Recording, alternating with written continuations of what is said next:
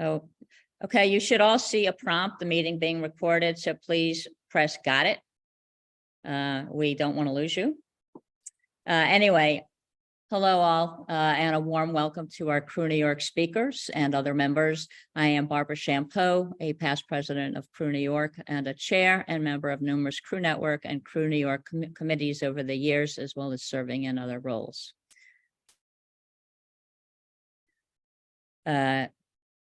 I know you will enjoy and benefit from today's program, focusing on the concept feasibility phase of development life cycle, presented on behalf of CREW New York's Legacy Leaders Committee.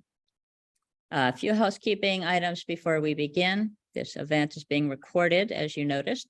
It will be posted on CREW New York's YouTube channel and the link distributed to all registrants in the next week or so. Please turn your video on if you are comfortable doing so. Seeing faces rather than names or telephone numbers is the best way to connect on this platform. If you're not already done so, please also rename yourself with your first, last, and company name. The better to build business relationships, which I assume is why most of us are all here. Finally, please know the opinions expressed by our panelists today are their own and do not necessarily reflect the views of their respective companies. Before getting down to business, let's quickly recognize and thank CREW New York sponsors for their longstanding loyalty and generous support of CREW New York. They enable us to serve you, our members. There are too many to single them all out. Now I just see I did something. Thank you, Kenny. No problem. There we go, I think. Okay. Now I have to move everybody. Anyway, okay. So there are too many of them, thankfully, to call them all out now, but we do want to thank our Zenith and Gold sponsors, Fidelity, National Title Company, JB&B, the company of our president, Kimco Realty, and Zetlin and DiChiara. I also want to note that all four of our speakers today are with silver level sponsors, so we thank them and their companies for not only their longstanding financial support, but now the investment of their intellectual capital. Okay, Kenny, I hope that's better.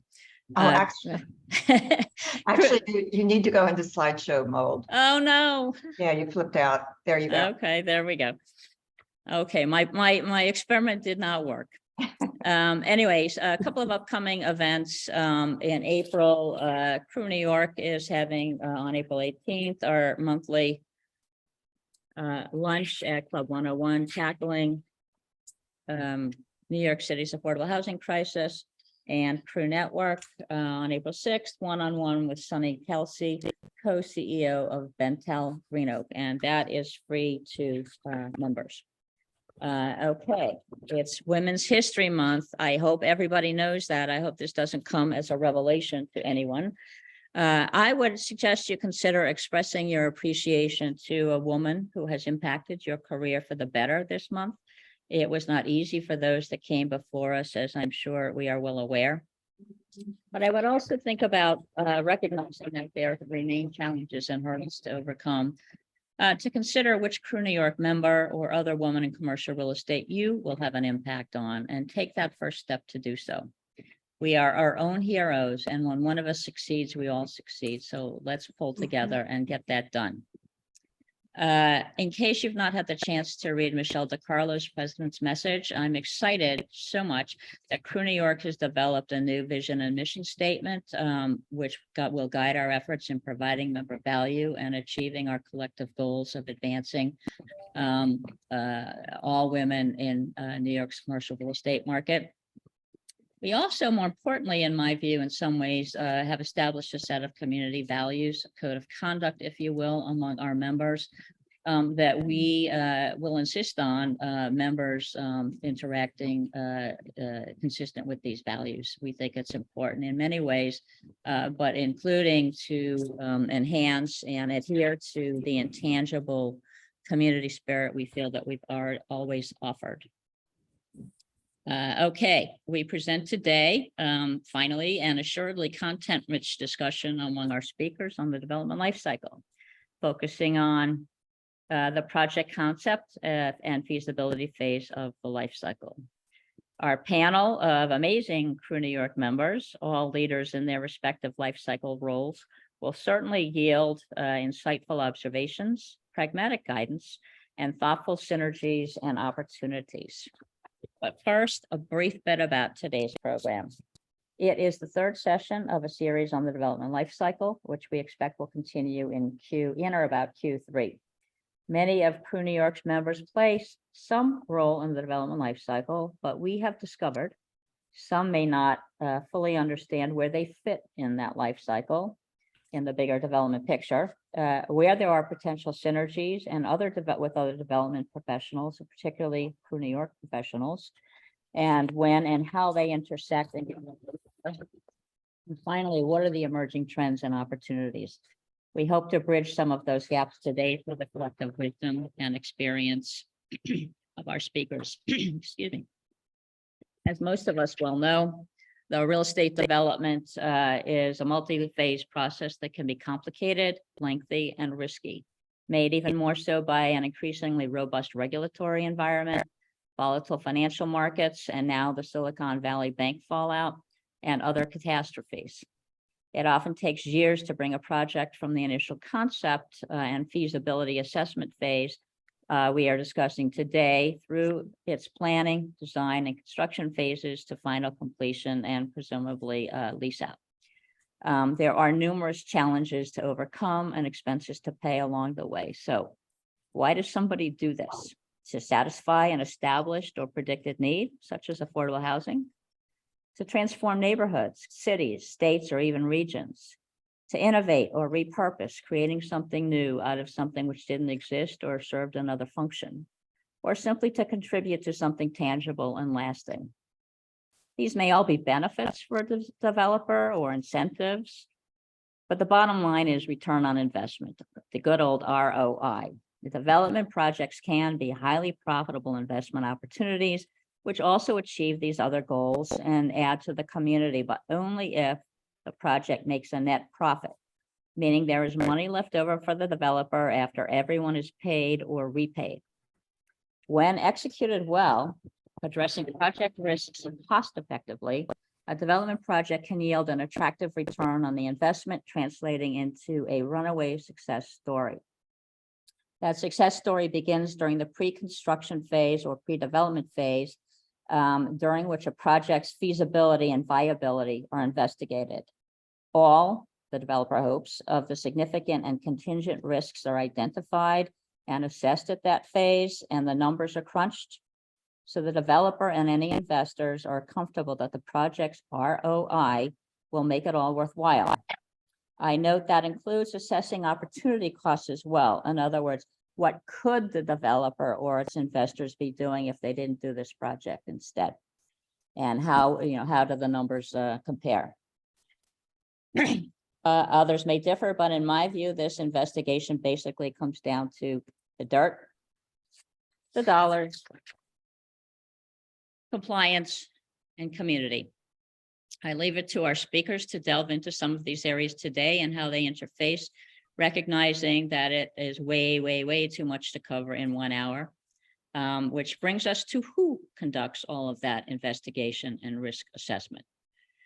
For this critical bet the project work, the team of professionals working on the feasibility phase is invaluable and should be chosen carefully, which now brings us finally at long last to our speakers. After the discussion among today's featured speakers, we will have an extended Q&A period to address speaker questions and explore business synergies. So please post any questions for the speakers in chat as they go, and we'll get to as many as possible.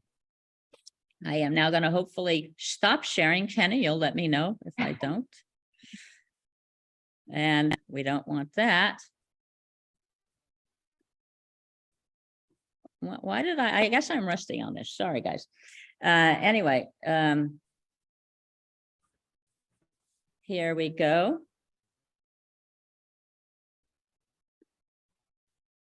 Finally, okay. I am pleased and excited, so much so that I lost my calm and cool, to introduce our esteemed speakers, all Crew New York members, of which I'm very, very proud. Shelley Burke, Assistant General Counsel, Investment Management and Lease. Jessica Friscia, Project Engineer, Langen. Dan LaFrisco, Associate, Kimley Horn. Beth Safante, Director of Economic Development Services, Baker LP. And I'm going to ask you, here. To kick off the discussion, I'm going to ask each of you the same question once I see you all here. There we go. To kick off the discussion, I'd like each of you to let us know the following two basic things about you and your place in the development project feasibility space. This will help our audience get a better sense of who you are and what you do in that phase of the process, recognizing that all of these people do a lot more than just work in the project concept feasibility phase. So we are going to start with you, Shelley. Shelley Burke. Yeah. Please briefly describe your current role in the development process. Where do you fit into it? Focusing on the beginnings of the project, the pre-development phase, and at what point you enter the process. Good afternoon, everyone. It's great to see you all. So I provide support to the investment management group at Lend-Lease, and all of the current funds we have at Lend-Lease are discretionary. So that allows me to enter the process extremely early. I'm entering when my Lend-Lease is still using the pursuit dollars to determine what land they may want to purchase in what cities and what's a possible design or concept that could be on the land, because that has to go back and be presented to our investors to make sure that it's meeting the investment criteria. And that's where I come in to talk to my, the business that I serve on. Yes, this meets our investment criteria, that it's in one of the locations that the investment team, that our investment partner has said they're willing to invest in. It's meeting either if it's a life science or multifamily, and making sure that that design actually will meet the ROI and the returns that they have listed that they want to have in order for them to invest in it. So I'm there before we're even at a point of preparing the LOI. I'm at that very first stage when you want to go back to your investor and see if it's even a concept that they want to invest in. And I'm working with my team to check that and prepare all of the documents to go back for our investors to say yay or nay through the major decision right that they have in the joint venture agreement, since they're discretionary funds.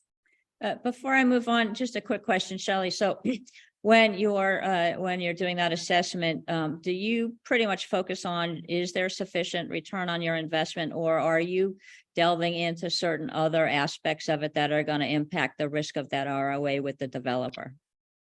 The return is the number one concept that I'm focusing on. The second part really now that's really important to our investment team is the ESG. So making sure it's going to meet our requirements from day one, that it's going to be net carbon zero and meet other requirements along the way. So those are the two main things that I'm checking for. But definitely for the partners, especially in this environment right now, what the returns are going to be for that type of design concept is most important. Okay, I may come back to you on that. Thank you, Shelley. So Jess, tell us a little bit about what your role is in this part of the process. Again, understanding you do lots of other things. What do you do in the project feasibility, and when do you come into the process? Who do you interface with?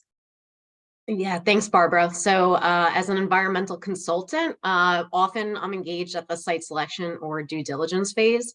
So a developer may come to us when they're looking at a property or answering an RFP, looking for a desktop review of the site. My colleagues in our land development and geotechnical and planning disciplines at Langen typically will look at the site with me, and we'll present a list of considerations for the developer to aid in their go, no-go evaluation.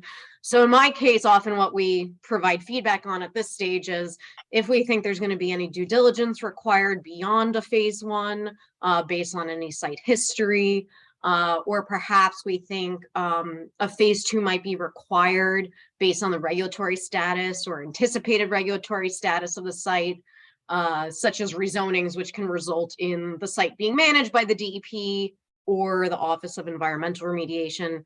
And lastly, a big component of what we might provide as part of this desktop review is if we think the site has a good chance to get into the brownfield cleanup program, which I'm going to be likely talking a lot about throughout the question and answer portion. So I figured it's probably worth for me to just give a very brief explanation for anybody who hasn't worked in this space before. But the brownfield cleanup program, or BCP, as you might hear me call it. Just before, I'm gonna ask you to take one step back. Yeah, sure. Brownfield, because we have a variety, or we have a broad range of experience. Brownfields is? Brownfields are contaminated sites or sites that have not been utilized or were formerly industrial for many years. Okay. So when you perform, say, a phase 2 investigation or a phase 1, you may not have extensive data about the site yet to say if it's a brownfield, but the phase 1, the goal is to walk away at least knowing the site history. And then at that point, determine if you're going to move forward with a phase 2 as part of the due diligence to then actually collect subsurface data at the site to determine if there's contamination or not. So thank you, Barbara, for stopping me there. I thought I was good just including my BCP definition, There you go. brownfield definition. So There thank you you go. for putting me on that. So once you've determined that a site could be a brownfield, the next step is can you reap any incentives from performing the cleanup? And that's what the brownfield cleanup program exists for. And it's somewhat unique for New York State. So within New York State, the BCP encourages private sector cleanups of brownfields, and it helps to promote redevelopment as a means to revitalize economically blighted communities. So that's the overarching goal of the program. How it's implemented changes based on the site and the area that we're working in. But we generally like to look at the history of the site and the proposed development to weigh in on what we think and whether or not we think a site is eligible. And the Gowanus area is one of those brownfields reclamation projects. Did you work on that? I think you did, right? Yeah, so I worked on one of the first, if not the first, residential development that occurred along the canal. That was at this point over 8 years ago. Wow. And since then, there's been a lot of work in the background in the Gowanus area, but largely the door to redeveloping much of those properties only opened when the rezoning went through city council and was approved and signed into law. So we are, as Langen and as many environmental consultants, we're doing a lot of work in the Gowanus currently. A lot of those projects won't be fully built for the next couple years, but a lot of that work is underway as we speak. Okay, terrific. Thank you. I hope to come back to you on something on that as well. So Dan LaFrisco, again, I'm going to ask you the same question. Tell us a little bit about what your role is in pre-development, and when do you come into the process? Who do you work with directly? Sure, absolutely. And thank you, Barbara. I'm Dan LaFrisco with Kimley Horn. We're a multidisciplinary engineering, planning, and consulting firm spanning over 100 offices nationwide. My focus is providing development services in New York City, but also the greater New York area. I'm a civil engineer, site civil engineer by expertise, but our other in-house disciplines collaborate together with our traffic engineers, landscape architects, environmental planners, structural engineers, energy experts, what have you, depending on the needs of the project. And we can come in very early on, similar to others here, during the site identification phase, looking at, well, does this make sense? What are the risks? What might be the constraints? What are the known unknowns, I'd like to say? What do we need to identify as contingencies that might require additional field investigations? Or what might move the needle on costs or schedule impacts?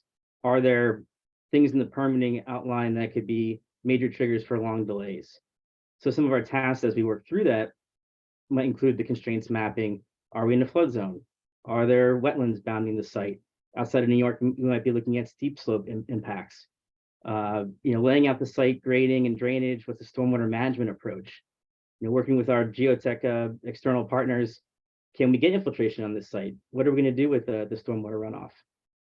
And then starting to set up those pre-application meetings with agencies that have jurisdiction, like the DEP, or the DPW if you're outside of the city, and having those early conversations, gathering information as best we can, because in this area, in New York especially, but in the Northeast, sometimes good records are hard to come by, and you take them with a grain of salt as you begin to study the history on the site. So I'm go going to ahead. ask you to take a step back, Dan. A pre-allocation, tell us what that is. Pre-allocation meetings. Oh, there's pre-application meetings. Oh, So, pre-application. yeah, sorry. Okay, got it. I thought you said allocation. Okay, go on. right. So all these things lead up to information to provide to our clients and our developers that help them formulate that budget, right? Sometimes the developer will go as far as to have us prepare a set of plans that then get priced so they can actually have a very accurate, or as accurate as we can be at that stage in the game, budgetary number for their pro formas.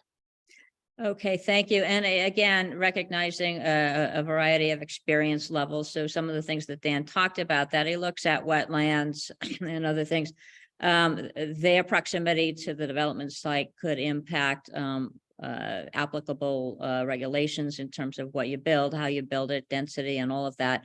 And so these things go to assessing the risk and therefore to the return on the investment. So here we are with Beth Zafante.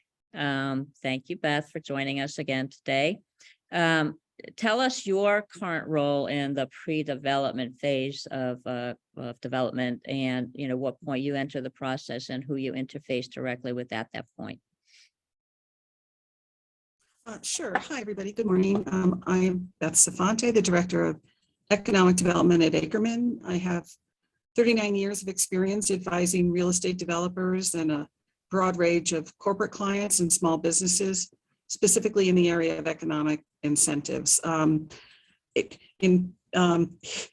about the Gowanus, just a little segue here, and hearing about the Gowanus, the brownfields cleanup, I guess I'm really registered that I have been doing this for quite a while, because back in 2013, I was working on the Whole Foods project in the Gowanus when they put that in, doing the tax abatement and also working on the brownfields cleanup. So literally 20 years later, the rezoning and now all of the work that's being done now, it sort of, it just made me smile a little bit.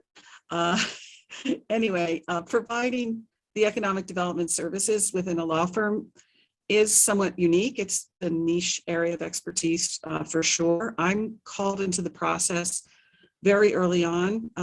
Typically, it's most advisable to call me in early on to assist on assessing sort of project feasibility relative to the sources, the uses of financing, and return on investment, or ROI, as Barbara mentioned earlier. So my specific role is to identify the potential sources of gap financing and or other incentives that would reduce both construction costs and or ongoing operating costs. So I look at both of those, and oftentimes it might be incentives that would benefit the developer, and then incentives that benefit a particular. Oh, I think we lost Beth. Yeah, I think we did. Yeah. Okay, thank you, Ula. Yeah, I know it was frozen, but I thought we could hear her I fine. think she's coming back on. Yeah, so Yeah. we're gonna get back to her, and we're gonna move on with another question that I had. Oh, you're here, Beth? I think I'm back. Can you hear me? Yeah. Yeah. So I just keep getting kicked off and on, so hopefully that won't happen again. But what I was saying is incentives shouldn't really be the tail wagging the dog. They definitely factor into development feasibility early on in the process. And the worst case scenario is when a project advances without checking this box and is out on some or all of the available tax credits, low-cost alternative means of financing, grant funds, other things that could have enhanced project feasibility and allowed ultimately for more favorable financing terms or increased returns. And so Beth, when Beth was referring to incentives, as I think you can glean from what she said, she's not talking only about a capital infusion or an infusion of capital, but other ways in which generally governmental or quasi-governmental agencies and authorities will provide financial support to a project, such as tax abatements and things like that.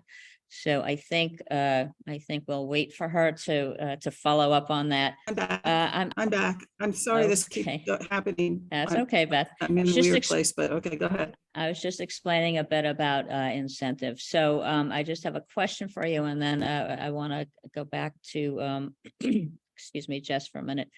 Beth, you mentioned something about being involved in some of the gap financing. Is that, you're not talking about private financing though, are you, or are you? And tell us what you mean by gap financing. No, I'm talking about more like alternative type financing. So whether it be EB5 financing Right. and certainly CPACE financing, I would now consider like Yeah. somewhat of gap financing. Yeah. I deal with new market tax credits, opportunity zones. So I'll call it like alternative financing, or also dealing with certain types of financing available through the New York City IDA as well, depending on the nature of the project, what would be appropriate. So what Beth deals with, she adds great value to a development project, often, as she said, bridging that gap between what an investor is willing to put in, what an institutional lender is willing to make on a secured loan, and what she can gather from her, menu of governmental and quasi-governmental agencies, depending on the type of the project and a whole host of other things. So thank you, Beth. It's fascinating area, and you're also probably involved in a lot of public-private partnerships through that, which I'm going to try to get to if there's time. So I wanted to go back to you, Jess. You mentioned site selection. Again, a quick back to the basics question. When you assist with site selection, am I correct that the developer already has a purpose in mind and they're looking for the right location? And oh, you're on mute. This is not a good day for technology here, but go on. We're good. No, I would say that there's two components. One is that Langen has developed a site analyzer, which can pinpoint areas of opportunity zones, for example. And then within that, we can also depict other agency lists so that that can assist the client with site selection. But more often than not, when I get called in, it's because they already have a site in mind and they want the feedback on that specific site. And it's more so, do we go for it or not at that point? That's how our feedback assists in that. Thank you, Shelley. Excuse me. I wanted to go back to your comment on, your primary focus when you're talking with developers or partners or whatnot and considering investing in a development is ROI. And I think that's honest, and I think that's probably most of them. But you also mentioned that there is an increasingly important ESG focus as well. Those are not necessarily always consistent. So, and the ESG focus requires you, I would think, to delve much more into property specifics that you wouldn't normally. Am I right about that, or am I wrong? Yeah, sometimes it really Okay. depends on where it is. And sometimes it's more just making sure that it's on the grid and that we're going to be able to use the RECs, the renewable energy credits, and ensuring that it's in a place that it's in transportation friendly, there's bicycle friendly, and so that you're ensuring that you can also have additional ways that you're, cutting your use of carbon, but which also a lot of times our investment partners want to develop in larger cities where that's already happened, the Chicagos, the New Yorks, the Bostons of the world, which is adding some newer complexities because a lot of the multifamily right now is doing very well in the middle markets that don't have those same Right. transportation and bicycle friendly parts of the city. Mhm, So mhm. this change in environment is also where you're starting to see which of your partners are really ESG truly committed and which one of those are more committed to the ROI return. And is that area an area in which you might work with a Beth Safante, for instance, to see, what is going to enhance the value of your investment because they have bicycle friendly components and that kind of thing? Or does that more you're working with the developer? I mean, how does that play in with the incentives and things like that that might be available? So we have a sustainability group, and this is where two of our teams internally work together, the development team and the sustainability team, to determine what are they seeing as the potential sustainability factors that they should be considering in that particular geographic. And then we do oftentimes, our sustainability team will work with someone like Beth and our legal team as well to determine, what factors we should be considering, what additional environmental related credits may be there. Because some cities and some states have some ESG related credits, really depending on the state. And it's often the larger cities that are offering those types of credits. So yes, we do. Okay. Dan, excuse me, switching to you, both Jess and Beth mentioned touching the Gowanus Canal project in some way. Can you tell us a little bit about a project you worked on recently, and that you had an impact, or that had an impact on you, and how it had an impact, or why it had an impact? What do you remember about it? Like Beth so clearly remembers, for instance, Gowanus, and how did what you do impact the project? Sure, absolutely. So for me, a lot of my projects are private developments and things that I never get to use, but I do get to sometimes work on public sector work, and over the years of my career, I've done a lot of work and initiatives on Governor's Island, and so I was the engineer of record for the perimeter grading and drainage roadway project when that work was being done in conjunction with the South Island Park redevelopment. So we consolidated the stormwater outfalls, we upgraded the roadway so it would stop eroding and falling back into the Hudson River. But what I like about that and the nature of public work in general is that you actually get to go then use it.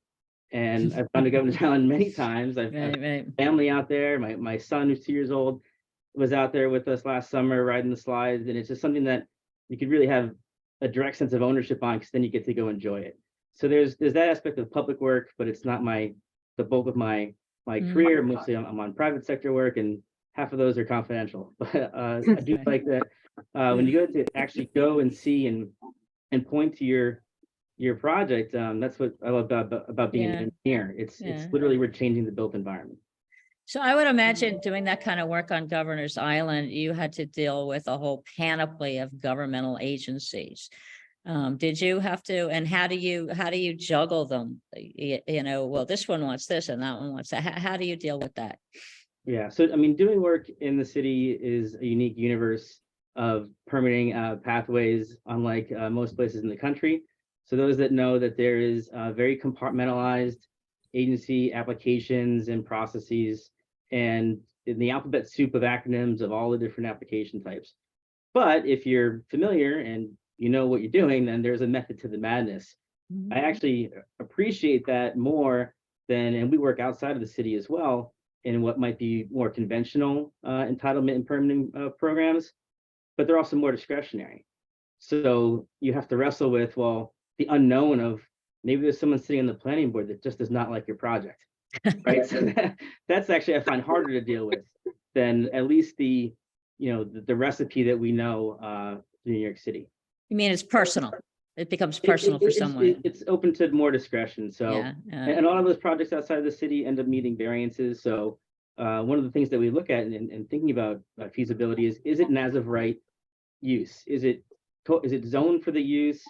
Is there anything that's going to require some sort of special permitting or variances that's going to throw you into a tangent that can greatly impact the schedule or the costs? I know, Jess, I saw you shaking your head there to some of what Dan was saying, but I know you're also involved in some of the permitting of projects and the like. Am I correct about that?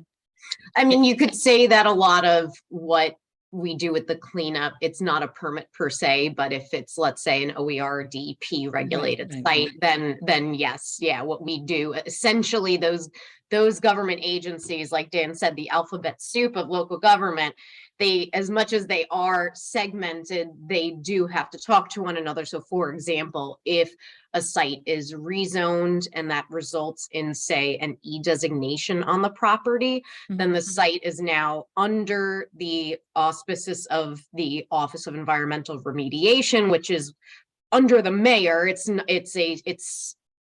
connected to the DEP, but it's a separate agency. But either way, whether it's a DEP or OER regulated site, they need to approve whatever work plans are in place for the cleanup before DOB will issue the building permit. So it's not a permit per se, but it affects downstream the permit for either the foundations or the building. I would just note anecdotally that while both Dan and Jess are involved in sort of the environmental side of the dirt, during this phase, the title side of the dirt could be pretty important too, if there are restrictive covenants or other things, preventing or requiring your use be done in a, limited or restricted or whatnot. And of course, we have zoning, particularly in New York City, which is the compliance element. Excuse me, I'm not sure if Beth is back, so I'm going to throw this out to you. I'm Oh, you here. are? Okay. Barbara, I'm here. Okay, I wanted to ask you, So Beth, sorry. that's okay. I wanted to ask you, so you're dealing with governmental or quasi-governmental agencies for the most part who are providing these incentives to developers or developer groups, that kind of thing. But tell us how, inflation and high interest rates are undeniable. Everybody's affected by them right now. How does that impact your space? How is that impacting what you do? So I'm needed more than ever, right? So Right. because particularly in this environment, it really creates a very specialized need for incentives, and it creates a very specialized need for creativity in I completely agree with you, Beth. Just Thank you, Ula. Beth, I don't know if you can hear us, but one of our audience members says if you turn off your camera, at least we can hear you. So you might want to think about doing that. Thank you, Ula. While Beth is checking that out, Shelley, I'm sure inflation, interest rates, all of that is impacting you, and I'd love to hear your thoughts and how it does. Yeah, I see Beth's back on, so I'll just make two really quick points. For one of the things we're really seeing is that the costs for lending has gone up astronomically, Right. which really changes your ROI numbers. And so there's been a lot of questions of, do we put in additional equity that we weren't originally planning to put in, or do we take the loan and realize what the hit is to the ROI? Or try to recapitalize later if we can, interest rates go down and we can refinance at a later date that may make up some of the difference. And the other thing that I'm seeing is that investors are a lot more skittish. And as I said, we're in discretionary funds. And so they're now a lot pickier on what they're willing to invest in, or whether they're saying, you know what, this isn't the right time for us to invest in this project. Let's wait a little bit in this environment and see what's going to happen. So I'm seeing from my own company and from talking with others that investors are saying, let's wait a while. And so there are not as many projects going into the ground as before. And lending is a little bit more scarce. And the fact that,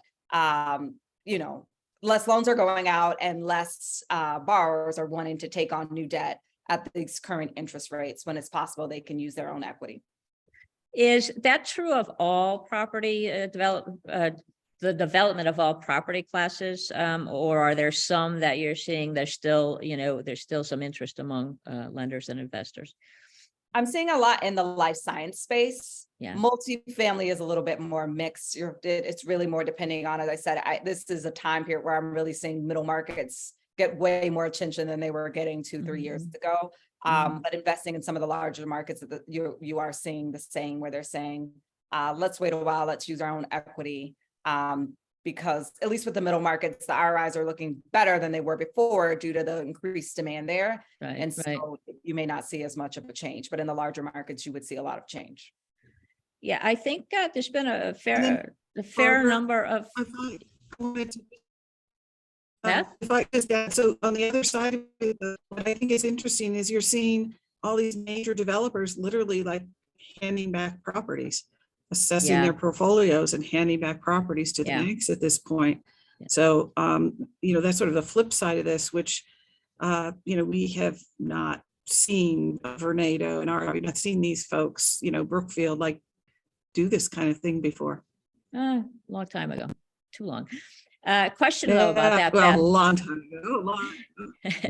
question for you though, Beth, about that. So so how does that impact? You're representing the developer and securing these incentives. Is that correct? Usually?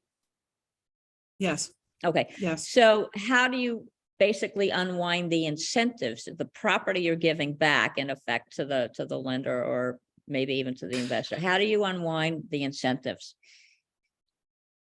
It depends what the incentive is. So for example, if it's a tax abatement, a real estate tax abatement, like ICAP, for example, that runs with the land. It So, does, okay. that is just there, whoever Mhm. owns it. If you're unwinding a New York City, New York City IDA deal or a Build NYC deal where you've made. Okay. Okay. Let's pivot again. Beth, if you can hear me, let me know when you're back, but I would appreciate it if you just let us know when you're back.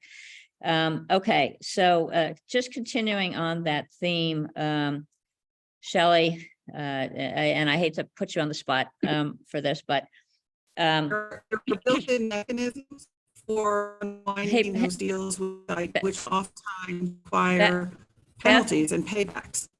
I'm sorry, Beth, I don't know if you were talking that whole Yes. time, but we couldn't hear you. So just What I give was us your gonna last add point. is Give it us your deals last with New point. York City IDA. You have penalties. You have penalties to unwind, and particularly there Got it. might be, payback and penalties. Okay. Okay, and we have seen, back to your point, Shelley, we have seen actually a number of life science projects come online in New York City, to your point about that being something that is still worthwhile for these investors that you're talking about.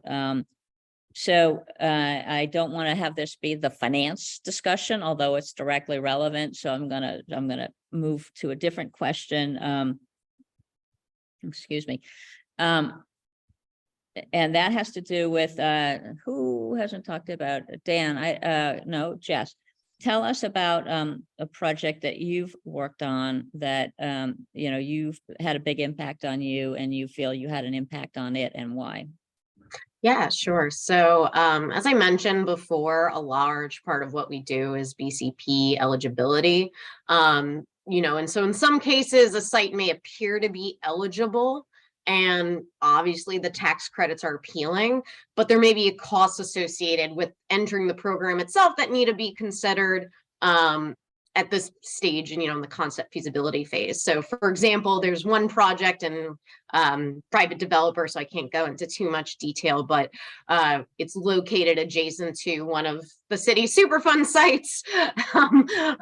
So right there, that's a feasibility consideration. In this case, our client was not listed by EPA as a potentially responsible party, so there wasn't that aspect to contend with. But that said, a much larger issue with the history of the site was long history of major oil storage, historic operations at the site, and not even just the seller, but the owner before that had obligations to the state to perform the cleanup.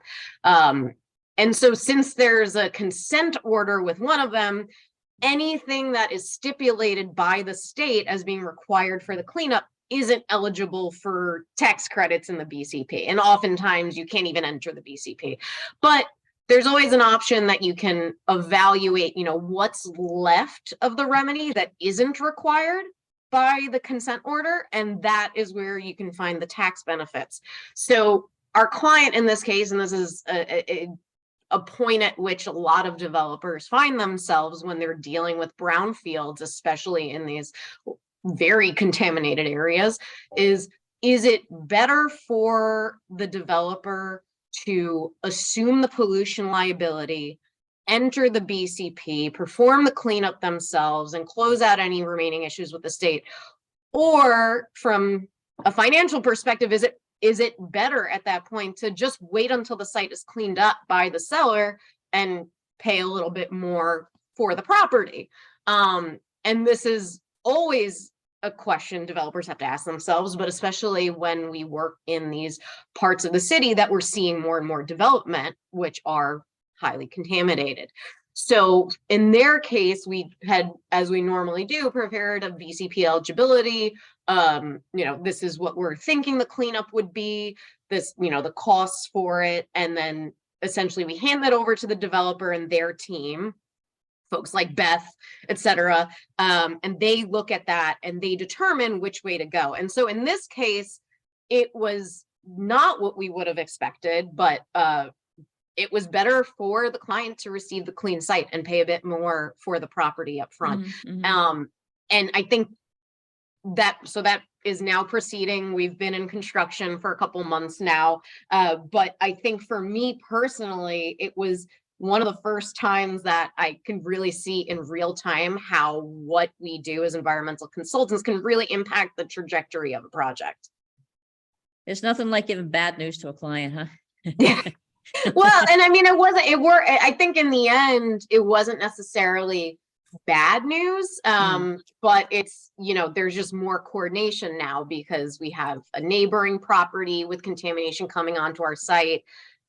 Their timeline for cleanup is not our client's timeline for cleanup, but ultimately this is what made the most sense for the project and what allowed it to move forward. And you were able to play a direct role in identifying and assessing that risk at a point where it was helpful rather than too late, which is, is a great feeling, I would think. And exactly right, Barbara. I was, when you said, it's nothing like giving a client bad news, at this stage in the game, they'll thank you for it. Exactly. Because if you give them the bad news, we had a project that we're currently in this stage with, and it's confidential, but the point is that we found a sewer main that was running through the property that nobody knew about. It's 100 years old. It was part of a DMAP street, and it wasn't on the title report, and the easement wasn't mapped. But when we did our due diligence and pulled the DEP records, and our survey identified it, it's running straight through where the seller would go. And was it shown as closed? Was it shown as a closed road? We're about to do those field investigations and see if it's actually active or not. Okay. But it completely changes the scope of the project and really makes it infeasible. And the client thanked us because had we gotten farther down the line or way into it, it costs more money to make that change later than it does now, right? So bad news, if caught early, is a good thing, and the clients and the developers will be happy to have not wasted a lot of money.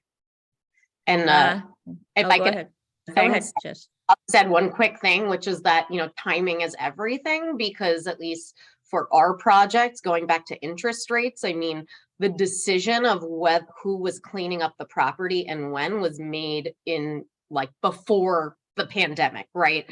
And so interest rates on, their loans construction loan especially would have been impacted had they waited and assumed the responsibility themselves and then took out their construction loan at this stage in the game. So, it may have sounded like bad news, but I think in the long run, they probably ended up saving money just because of that alone. I think that sounds right. Beth, we're going to try you again. And just so you know, Beth, I cannot respond to your chats. It says you're not in the meeting. So anyway, I'm going to try you anyway. So tell us a little bit about a project that, particularly impacted you and you feel you had a direct impact on, and what was it about it that you remember so vividly? Right. Sure. So I've been told that maybe if I turn my video off, that I won't be kicking out of the meeting. So we'll see if this works.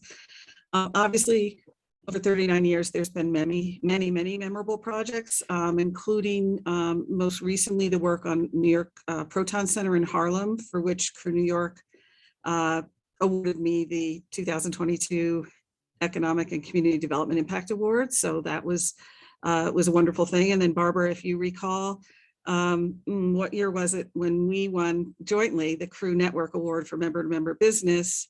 2018. Xtel's International Gem Tower. 18? Yeah. Okay. So so those are some pretty big projects. I think for me, I'd have to go back to the beginning, and the beginning is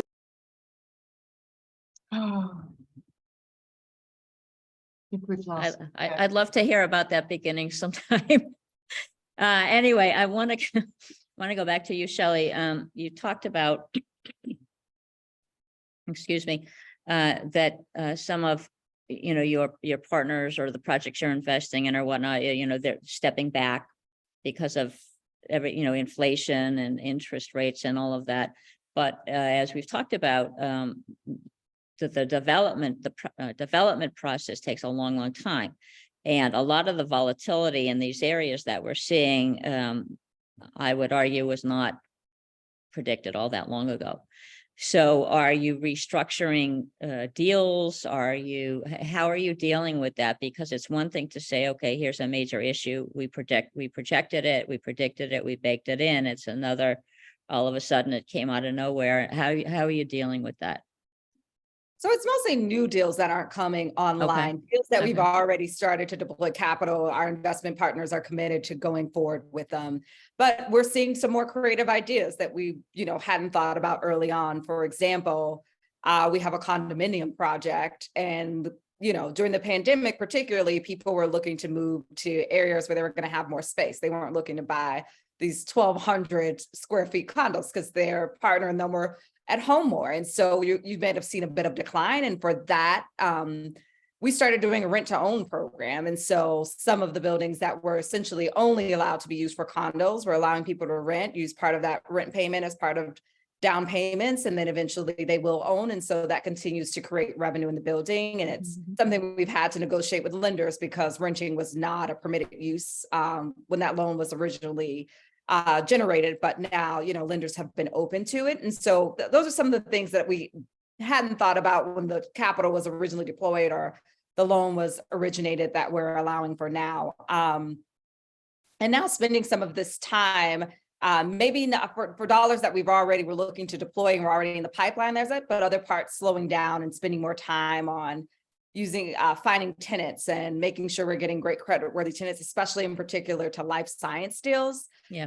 Because a lot of life science deals really depend on getting their capital from venture capitalists out of California. And as you know, they are having a hard time now, especially with the recent closure of the Silicon Valley Bank and other larger tech companies just not investing as much at this moment. And so for a lot of the life science deals, we're just taking time to focus on other aspects, further diving deep into the feasibility concepts, looking at new sites and that we can potentially structure in a way that doesn't allow us to have to purchase the site at this time, but to spend time in the entitlement process. And then if we are able to obtain some certain entitlements, then move forward, which gives some time before you're actually deploying capital and still allows you to stay on schedule. So that's some of the changes that I'm seeing. So, Shelley, wouldn't the Silicon Valley Bank and the Silicon Valley investors and all of that, wouldn't they be among your biggest investors and lenders in the life sciences space? Are you thinking yet about how you're going to replace that? They aren't our biggest investors. They would be they're not. Our tenants' biggest investors. So that changes what type of tenants, how quickly we're able to find tenants. Right. A lot of ours are still, the JP Morgans of the world, the other pension fund related in various countries, not necessarily the tech startups, but that does impact the type of tenants we have and, what type of tenants are coming online looking to build out larger spaces. Thank you. And Did you want to add something? Barbara, the New York City IDA is also quite involved in life sciences and has supported a number of deals, in particular, a few that I'm involved with, one being GFP's development of InnoLabs over in Long Island City. So that one is continuing to go full guns, actually, with the NYU lease and other space. And so the assistance from the city in, the form of the sales tax exemption and mortgage recording tax and the payment in lieu of taxes or pilot for the real estate, those kinds of things go a long way to facilitating the development of the life sciences projects because they're hugely expensive to build. Thank you, Beth. Before I move on to the next thing I wanted to cover, I do want to address one or two of the chat questions for now. And so I'm going to throw this out to all of you, but I'm going to call on you if nobody answers. And we talked about this, I think, in our speakers prep meeting, so you should know. Does the type of asset, whether you're investing or you're conducting your diligence or whatnot, how does that impact, your decision making, the risks that that you see? Talk about differences among asset classes. And we touched on this a little bit earlier, but do developers know what they want to build before they come to each of you? And I think, Jess, you said generally yes. And how are you involved with their assessment of what's the highest and best use? So thank you, Madeline Kirch, for all of those questions. Let's try to get a couple of them answered. Who wants to pick any of them and start? How do you assess risk differently among the different asset classes?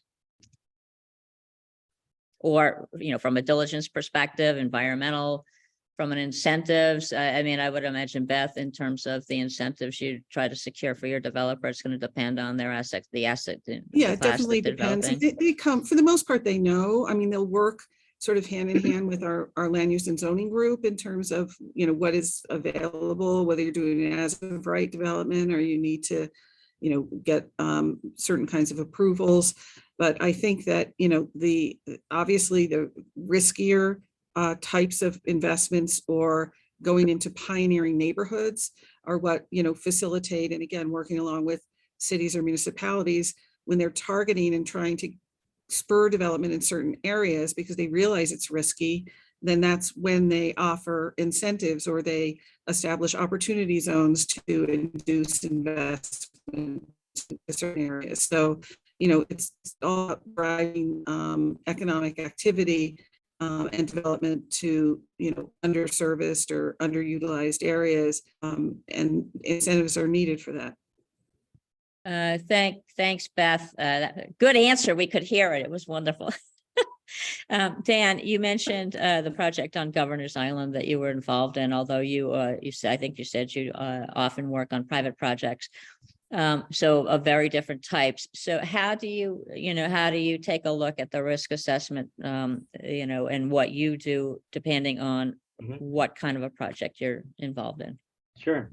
So, I mean, it always starts with listening to our client, right? What do they want? What are their objectives? What do they have the financing for?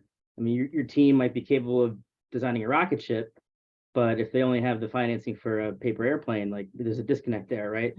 So, but when I'm looking at a property for the first time and I see it's a Class A building that was built, more recently, I'm expecting to find less non-conformance issues, less elements of the property that aren't going to meet current code if they're doing a complete alt CO or change of use that might have to bring the property up to current codes. A Class A building that's more current is going to maybe be less encumbered than a warehouse or a junkyard in Staten Island that who knows what happened over the last couple of decades and what types of issues we're going to find as we try to permit that properly and bring it up to current code. Yeah, I would imagine with a lot of those properties, they've been in the same families for generations. And so there's not even, you have no clue even, what title is like or anything. Yeah. Yeah, there's a lot of strange things that happen in the city, and yeah. Staten Island is probably the place for a lot of that. But I just use jokes, but yeah, it's true. I mean, a lot of history and a lot of sites, and approaching them differently is just a factor of what we're expecting to get into and how much risk the client's willing to take. And speaking of risk, Jess, what are one or two of the biggest risk factors that you see on a regular basis that that are always going to stop a project until it's addressed? So the big one for us in the environmental world is pollution liability. That's a big concern. It can impact timing and costs of a project, as well as the potential tax incentives. I alluded to this earlier, but determining who is responsible for cleanup, and even once we know who is responsible, who will be completing the cleanup, can have a big impact on the feasibility of a project. We've seen deals killed at the due diligence phase. Often the same types of facilities Dan's speaking to, where, it's a family business or a business that's been around for a while, and they will not let us onto the site to perform any subsurface investigation. And like Right, that, right. that right there, especially if we have, and the client has major concerns to begin with because of the location or the facility operations, that can kill a deal right there. So that's at the due diligence, but even once we start talking about, BCP eligibility and tax incentives, there's always the question of, do we go forward with this and do the cleanup ourselves, even if we aren't responsible, or do we wait for the responsible party to address it before we commence? So, most in my case, have chosen the former because of the timing being more critical than anything else, and especially for a large development that could run the chance of receiving both what's called the site preparation and the tangible property tax credits. Once that is in play, it's more likely that they're going to want to go into the BCP. But again, it's that question of who's responsible is often the biggest question at this phase for folks in my realm. I want to take a question in the chat from someone, and I think this is applicable to everybody actually, but what are the parameters of your projects? In other words, is there a size limit or minimum and a dollar value, maximum or minimum that any of you have? I don't know that this is applicable to you, Beth, but Not I necessarily. would appreciate a smaller project, because sometimes that's the best way to get to understand how the relationship between new teammates is going to work, and it's less risk or concern for everybody. Get to know the team, get to know the processes, get to know the contract terms, and work through all that stuff on a smaller project, and then you're set up and comfortable for the bigger developments. What about you, Jess? Yeah, we do big, small, it does not matter, especially in the environmental world. You could have the smallest site, but there could be a huge spill under it. So it does not matter the size. And Shelley? I'm mostly only doing large projects. My average project is probably around 100 mil. Every once in a while, I may say a 50 million, but that's not as often. That's usually something that's a renovation site and has involved some type of credit that we've received. But mostly around 100 million is really where our partners want to see deals. And putting aside recent events, are there any asset classes or project types that you would not get involved in categorically? Office is right now probably the class Okay. that we're not doing. We Okay. weren't doing it before either. So I guess it also kind of helps our overall portfolio. We're mostly sticking to multifamily, rental or condominium, and doing life science projects, and those can be new developments or renovations. Beth, I wanted to switch gears a little bit. We talked a lot about how important it is to have the right team, to pull together the right team, whether you're the developer or perhaps each of you might bring in commercial real estate professionals into this aspect of the project. Tell us who you work with and in what you do, and who could conceivably be a CREW New York member. I mean, what professionals do you work with? How do you work together? Do you bring them in? Yeah. So, I mean, I work with obviously capital market providers. I work with engineers, architects, and in fact, I work with Langen quite often, the environmental side. So we sort of slice and dice like what we're doing. And so while they may be doing the application work for things, we may need our environmental attorney to work alongside with them on certain kinds of applications. We've done that on NEPA applications with some of the Langen folks in Boston. Working with folks in construction, GCs, I think I said architects. I mean, you name it.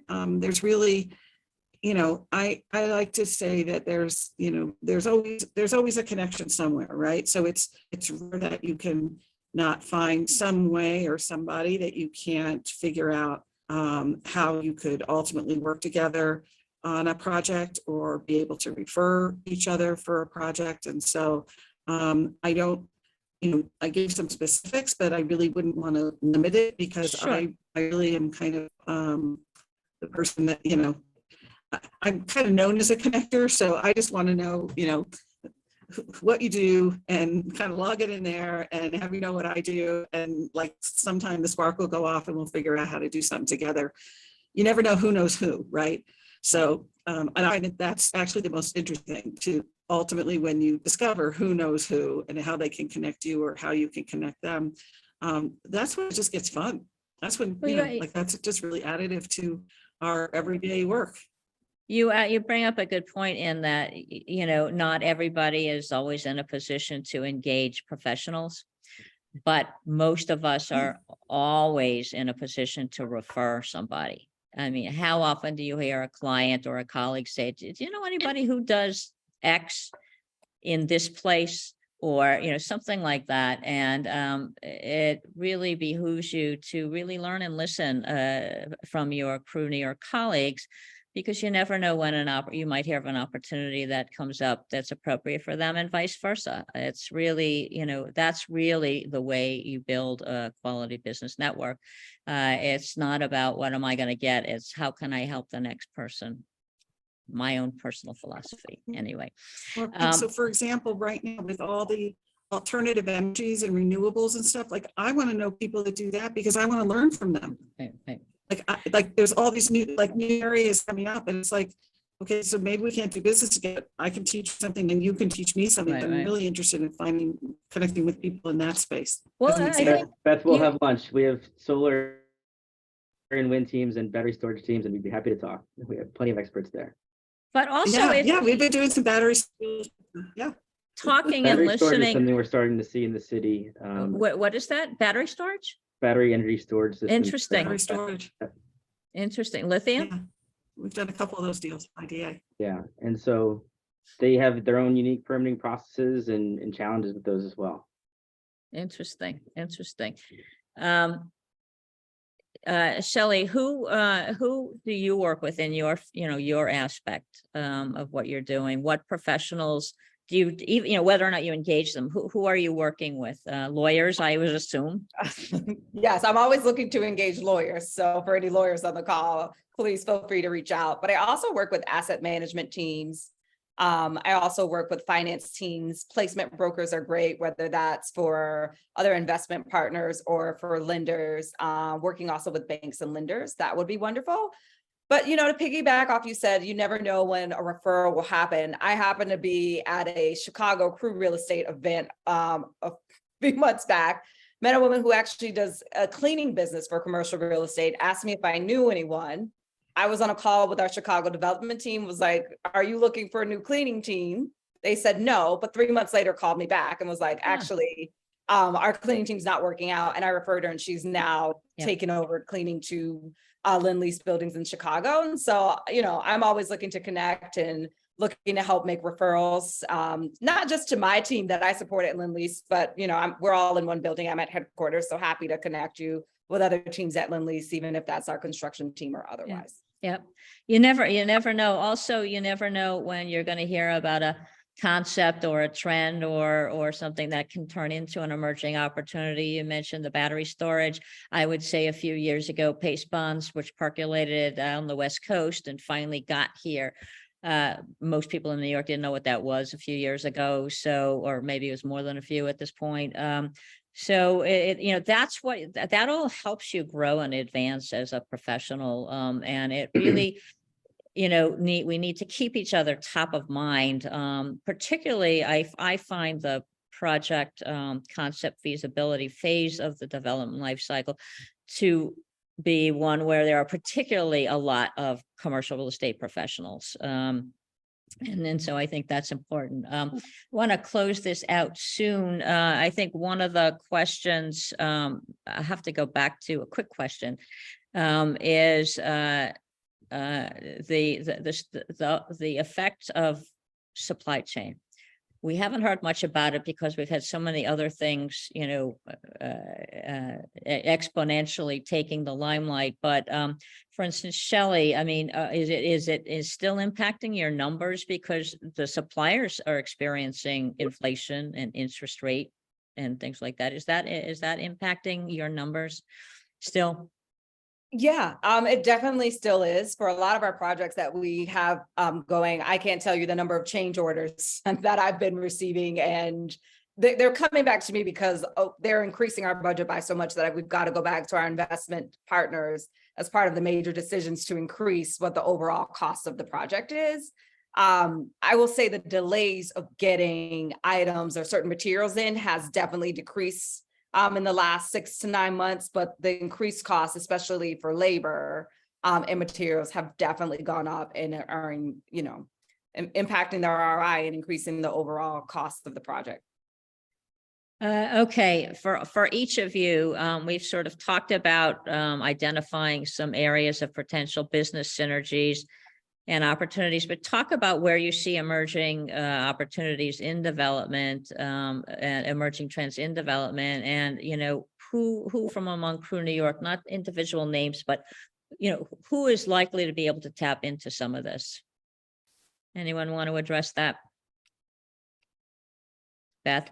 Well, I mean, right, specific to New York, I mean, everybody seems to be focusing on conversion of office to residential, right? Yeah, yeah. So a lot of opportunities there. The whole multifamily, the residential, the affordable housing. I think the program next month is focusing on affordable housing.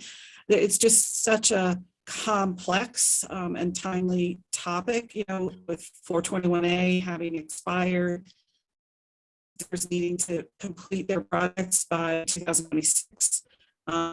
Financing being super difficult to get. A lot of others going to lenders to try and get things done and get in the ground.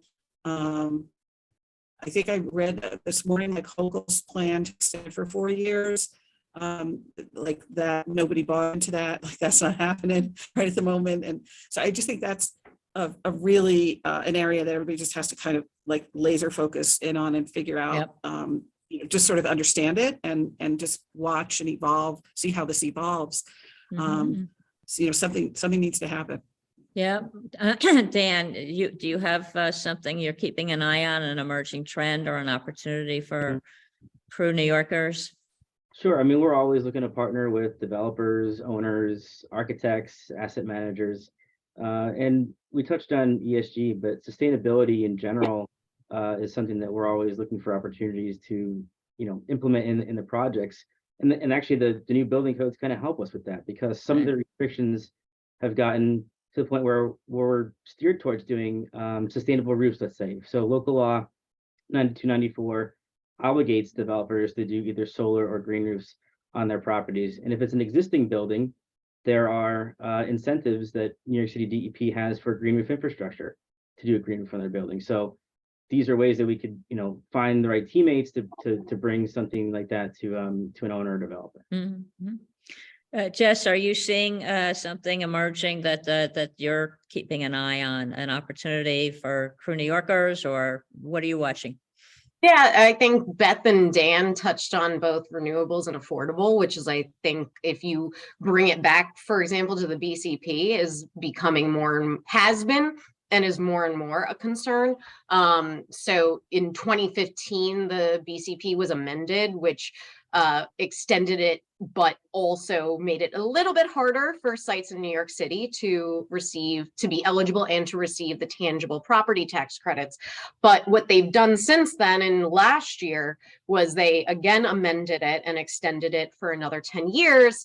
But they've created more avenues to be eligible within New York City, but also more incentives, but specifically focusing on development in disadvantaged communities. And the definition of that's defined by the Climate Justice Working Group that convened in 2019. So it's relatively recent what these areas even are, but areas within these disadvantaged communities, affordable housing, and renewable energy facility sites. Those seem to be DEC's primary concern. And like Beth said, we have in the backdrop Hochul with the housing compact. We'll see how that goes, and that we'll start seeing probably more affordable housing projects outside of the 5 boroughs. A lot of that is where there's going to be pushback, but that is the goal of that program. And then within New York City, we have the Adams administration really focusing an effort on streamlining the approval process. So recently there was a building and land use approval streamlining task force. You might have heard it called BLAST before. And they really looked at all of the city agencies to provide recommendations for how DOB approvals, land use approvals can all be streamlined a bit more.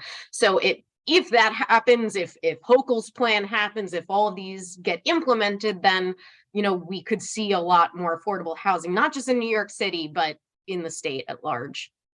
Okay, so to wrap us up there, Shelley, something you're keeping an eye on, something you think is going to happen? What's to watch? I think they all hit the nail on the head. The one thing that didn't get mentioned is, and what I'm seeing a lot of from our new investors, is the request to learn more about our DEI and actually speak with our the head of our DEI. They want to have a session with her separately, and they want us to fill out several questions about what our DEI strategy is. Interesting.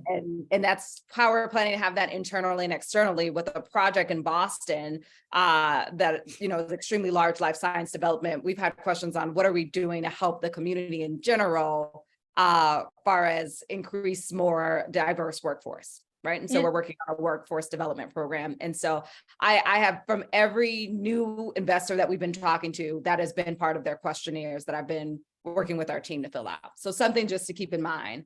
Well, I'm certainly glad that wasn't like the trend du jour. I'm glad to see that it's got some feet and teeth, and good to hear. I want to, regrettably, I would like to close by thanking Shelley Burke, Jess Frisha, Dan LaFrisco, and Beth Safanti. And Beth, you really are a trooper.